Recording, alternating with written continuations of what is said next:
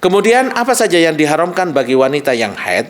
Diharamkan bagi wanita yang haid segala sesuatu yang diharamkan bagi orang yang junub. Orang yang junub itu apa? Yang diharamkan bagi dia? Diharamkan sholat, diharamkan tawaf, lalu kemudian diharamkan untuk tinggal di masjid, megang Quran. Ini hal-hal yang diharamkan.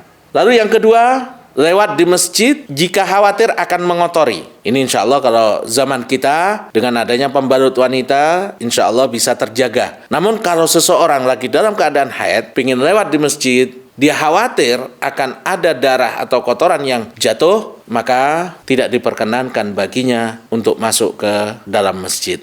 Diharamkan bagi orang yang haid untuk berpuasa, dan dia diwajibkan untuk menggantinya setelah suci. Jadi Aisyah radhiyallahu anha beliau menyatakan umirna biqadha'is shaum wa lam nu'mar biqadha'is shalah. Kami ketika haid diminta oleh Rasulullah sallallahu alaihi wasallam untuk mengganti puasa kami dan kami tidak diminta untuk mengganti salat kami. Orang yang haid dilarang untuk melakukan jima hubungan suami istri. Seseorang bertanya kepada Rasulullah sallallahu alaihi wasallam, "Ma yahidru min imra'ati wa hiya haid?" Ya Rasulullah, apa yang dibolehkan bagiku untuk aku berkumpul dengan istriku yang sedang dalam keadaan haid? Kata Rasulullah, "Laka ma fauqal izar, ay ma fauqa ma yasturuhu." Kamu boleh lakukan apa saja bercumbu selama di atas pakaian yang menutup auratnya. Jadi, kalau ada seorang wanita haid, maka suaminya dilarang untuk melakukan hubungan suami istri bagi dia. Tapi boleh, istrinya diminta untuk memakai pakaian yang menutup auratnya, lalu dia bercumbu dengan istrinya itu selain hubungan suami istri. Baik, masa sucinya, tadi kita udah ketahui masa haid itu paling sedikit dalam mazhab Syafi'i sehari semalam dan paling banyak 15. Nah, ini waktu haid. Waktu suci seorang wanita paling sedikit 15 hari. Jadi karena Bapak Ibu sekalian, haid ini kan setiap bulan datang. Paling banyaknya 15 hari. Nah, maka waktu dia tidak haid, waktu dia sucinya itu minimal 15 hari. Artinya, kalau ada seorang wanita sudah haid 15 hari, dari tanggal 1 sampai tanggal 15 dia haid.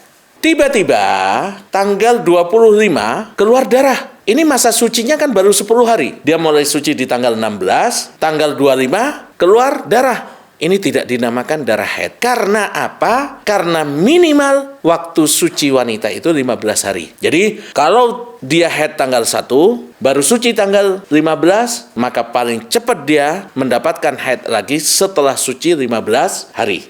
Ini masa suci seorang wanita.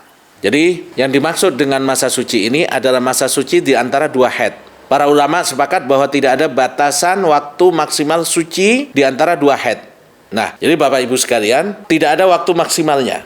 Paling banyak itu tidak terbatas. Jadi begini, kami gambarkan tadi, kalau seorang wanita haid tanggal 1 sampai tanggal 15, dan ini adalah masa maksimal orang haid. Nah, kapan dia bisa haid lagi? Bisa haid lagi minimal 15 hari berikutnya. Karena masa minimal suci itu 15 hari. Kalau sebelum 15 hari, di tanggal 25, di tanggal 26 misalkan dia keluar darah, ini tidak dinamakan haid. Ini minimal masa suci wanita. Maksimalnya kapan? Berapa hari? Tidak ada waktu maksimal. Jadi bisa saja ketika seorang wanita itu haid tanggal 1 sampai tanggal 15, lalu suci dari tanggal 16, sampai 3 bulan nggak keluar darah. Ini bisa saja dia suci terus, tidak dalam keadaan haid. Makanya waktu minimal sucinya wanita 15 hari, waktu maksimal suci tidak terbatas. Ini para ulama sepakat, selama belum keluar darah haid, walaupun 3 bulan, walaupun setahun, ya mungkin ada kelainan dan lain sebagainya, itu tidak ada masa maksimal sucinya seorang wanita. Tetapi para ulama itu memang berbeda pendapat tentang batas waktu minimal. Salah satu pendapat menyatakan waktu minimal suci dari haid adalah 15 hari, seperti kami jelaskan tadi. Ada pendapat lain yang menyatakan 13 hari. Nah, kalau 13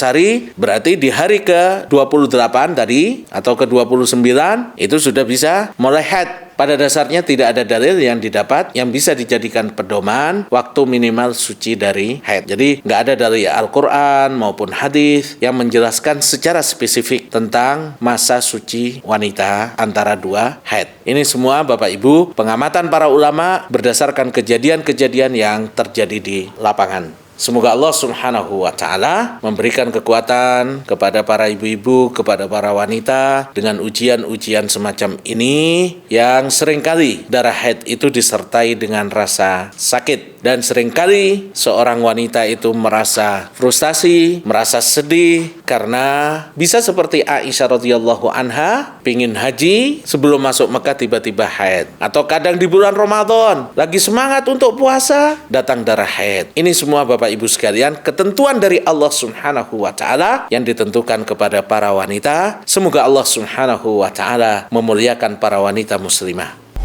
Yuk ikut jadi orang tua asuh untuk lebih dari 5.000 penghafal Al-Quran.